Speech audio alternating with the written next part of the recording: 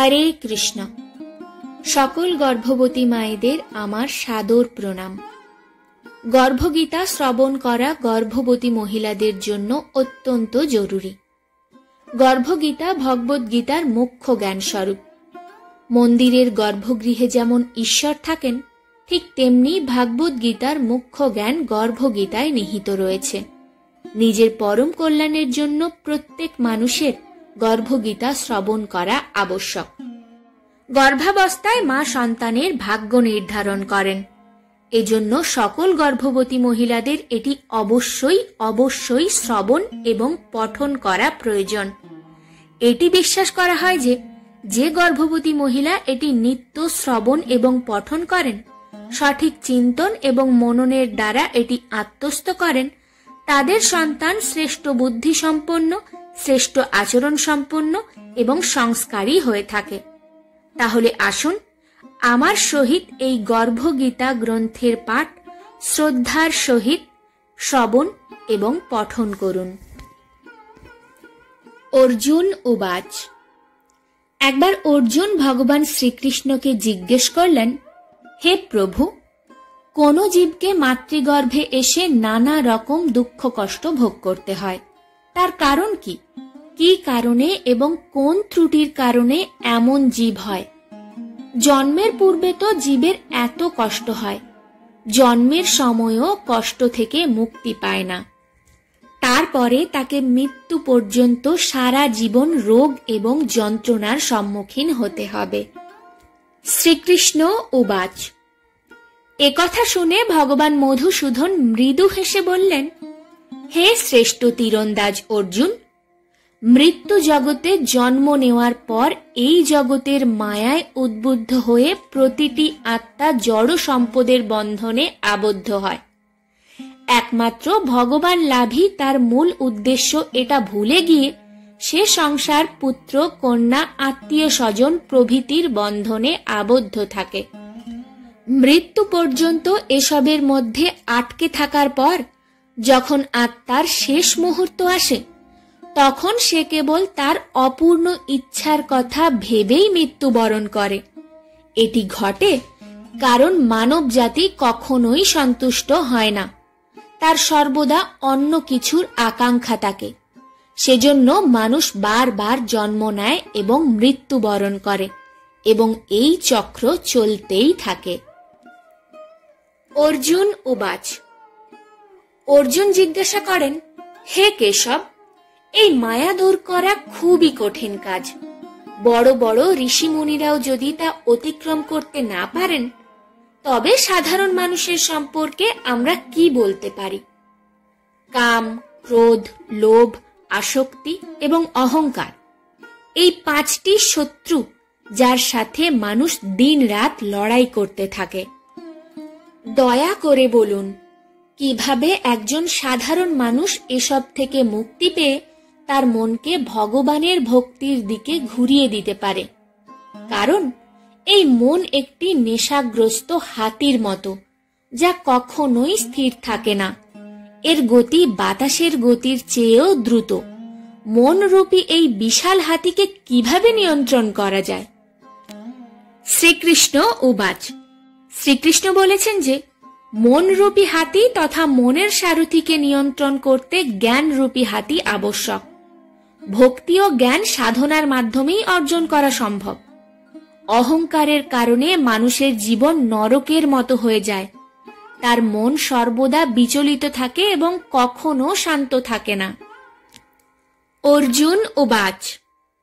অর্জুন জিজ্ঞেস করেন, কারো স্ত্রী অল্প বয়সে মারা যায় আর কারো ছেলে বাবা থাকতেই মারা যায়, এর কারণ কি?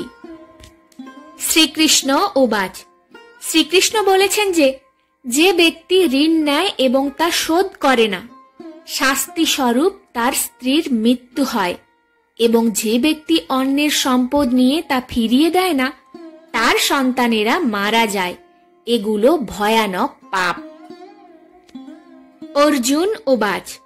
এরপর অর্জুন জিজ্ঞেস করেন, কি কারণে একজন মানুষ সারা জীবন অসুস্থ থাকে এবং কি কারণে সে পশু জগতে প্রস্থান করে? শ্রীকৃষ্ণ উবাচ। শ্রীকৃষ্ণ উত্তর দেন এবং বলেন, হে পার্থ, যে ব্যক্তি মেয়েদের এবং মহিলাদের বিক্রির ব্যবসা করে সে ভয়ানক রোগে আক্রান্ত হয়। সে সর্বদা রোগে লিপ্ত থাকে। এবং যে ব্যক্তি অখাদ্য দ্রব্য সেবন করে, যে ব্যক্তি মাদক পান করে, যে ব্যক্তি অন্যকে অত্যাচার করে, সে গাধা হয়ে জন্মায়। একইভাবে যারা মিথ্যা সাক্ষ্য দেয় তারা পরবর্তী জীবনে অভাগা নারী হয়। যারা ভগবানকে অন্ন নিবেদন না করে প্রথমে নিজের জন্য ভক্ষণ করে, তারা শূকর ইত্যাদির জগতে জন্মগ্রহণ করে। অর্জুন উবাচ। অর্জুন জিজ্ঞাসা করেন, কি কারণে কেউ এই জীবনে ধনী হয় এবং অনেক সম্পদের মালিক হয়? শ্রীকৃষ্ণ উবাচ। শ্রীকৃষ্ণ বলেছেন, যারা যথাযথ রীতি ও ঐতিহ্য অনুসারে স্বর্ণ ও কন্যা দান করে তারা সম্পদ ও শস্য পায়। যারা কখনো অন্নদান করেছে তারা সৌন্দর্য নিয়ে জন্মান, এবং যারা জ্ঞান দান করেছে তারা বিদ্বান। একইভাবে যারা সাধুদের সেবা করে তারা ধনী হয় এবং পুত্র প্রাপ্তি করেন। অর্জুন উবাচ। অর্জুন প্রশ্ন করেন, মানুষ কেন সম্পদ ও পার্থিব মোহমায়ায় আটকে থাকে? শ্রীকৃষ্ণ উবাচ। শ্রীকৃষ্ণ বলেন, যখন কোনো জীব আমার কৃপা থেকে বঞ্চিত হয় সে জাগতিক বন্ধনে আচ্ছন্ন হয়। জগতের সকল বন্ধন ধ্বংসশীল জেনেও যে জ্ঞানী লোকেরা এই বন্ধনে আটকে পড়ে না এবং তাদের থেকে দূরে থাকে, তারা জানে যে লাভ ক্ষতি, জীবন মৃত্যু, সাফল্য ব্যর্থতা এবং সম্মান অসম্মান সবই ভগবানের অধীনে আছে। পৃথিবীতে ঘটে যাওয়া প্রতিটি ঘটনাই ভগবানের ইচ্ছায় ঘটে। এই কারণেই জ্ঞানীরা সমান অনুভূতি নিয়ে বেঁচে থাকেন।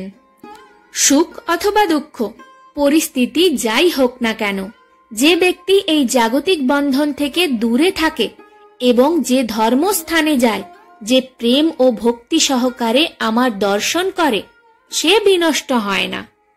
শ্রীকৃষ্ণ অর্জুনকে আরো ব্যাখ্যা করেন যে এমন একজন শুদ্ধ ও আত্মনিয়ন্ত্রিত ব্যক্তি যিনি সর্বদা ভগবানের প্রতি ভক্তি, দানশীলতায়, পরোপকারে নিয়োজিত থাকেন, তাকেই গুরু করা উচিত। একজন গুরুর মাধ্যমেই ঈশ্বর প্রাপ্তি করা সম্ভব, অন্যথায় নয়। যে ব্যক্তি গুরুকে অসম্মান করে সে কখনো ঈশ্বরকে প্রাপ্তি করতে পারে না, আজীবন মৃত্যু জগতে বিচরণ করে। এমন ব্যক্তির মুখের দিকে তাকানো উচিত নয়।